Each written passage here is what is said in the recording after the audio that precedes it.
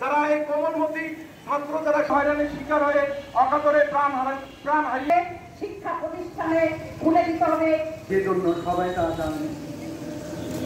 জনাব বাংলাদেশের মানুষ দেখেছে যে ওই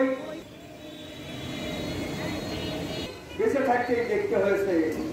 আমি আজকের ভারতবর্ষ এবং পাকিস্তান এবং সাংস্কৃতিক কর্মী সাংস্কৃতিক